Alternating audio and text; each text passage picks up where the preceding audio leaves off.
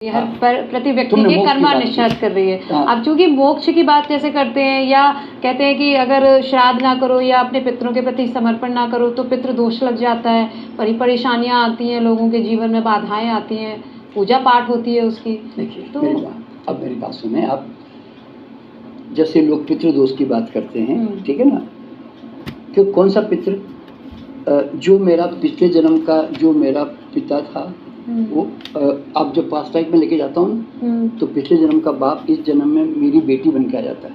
अच्छा। मेरा बेटा बन के आ जाता है। अच्छा। अगले जन्म में वही मेरा बाप मेरा दोस्त बन के आ जाता है। हाँ।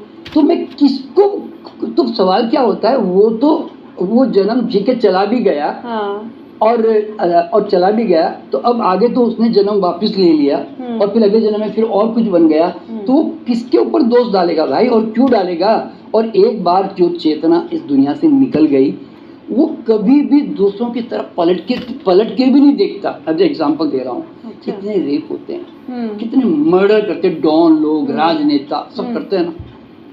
किसी रेपिस्ट मतलब रेप का मतलब जिसका रेप हुआ, क्या वो आत्मा उठकर आकर उस रेपिस्ट का गला दबाया? किसी ने तंग किया?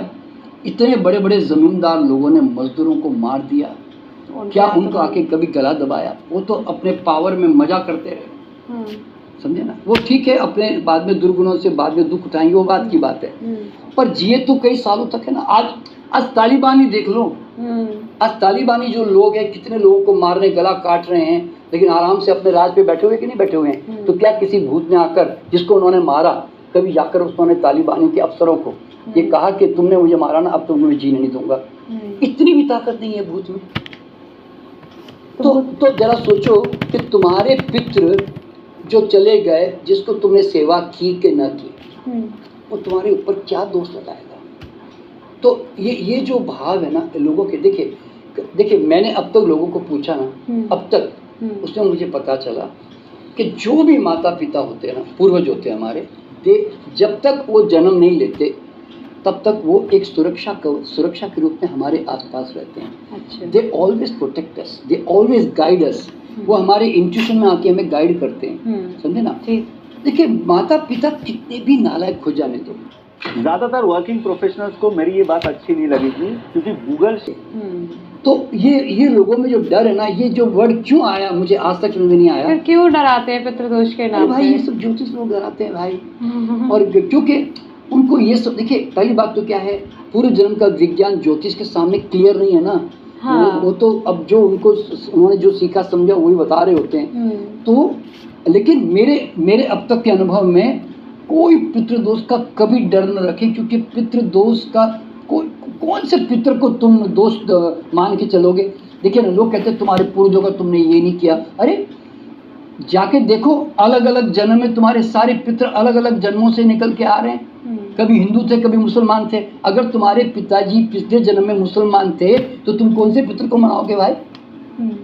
तुम खुद जाके किसी जन्म में तुम चाइनीज बन जाते हो, तुम खुद ही जाके किसी जन्म में फ्रांसिस बन जाते हो, फिर वहां तो तुम चाइनीज हो गए, फ्रांसिस हो गए, तो अब तो तुम तो पितृदोष तो मानोगे नहीं, तुम तो हिंदू हो तो मानोगे ना। हाँ। अब हर जन्म तो हिंदू में होता ही नहीं किसी का। हाँ, तो वो तो मानेगा ही ना, अगर वो किसी दूसरे उसमें चला गया है तो। अभी देखो ना, मान लीजिए, अभी देखिए मैं जितने भी लोगों को लेके गया हूँ ना,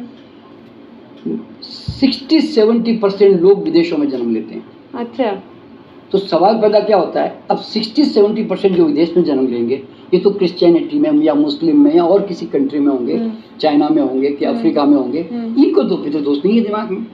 अब ये तो इंडिया में हमारे इंडिया में है भाई, हमारे दिमाग में। तो सोचने की बात नहीं है कि लगेगा किस पे, समझे ना। तो मैं इस तरह से देखता हूँ, मतलब तो पितृदोष का डर कभी न रखें। और जहाँ तक आपने कहा कि ईश्वर मिलेगा, मोक्ष मिलेगा, ये तो जिंदगी भर इसमें लोग है ना उल्लू बन के जी रहे होते, उल्लू।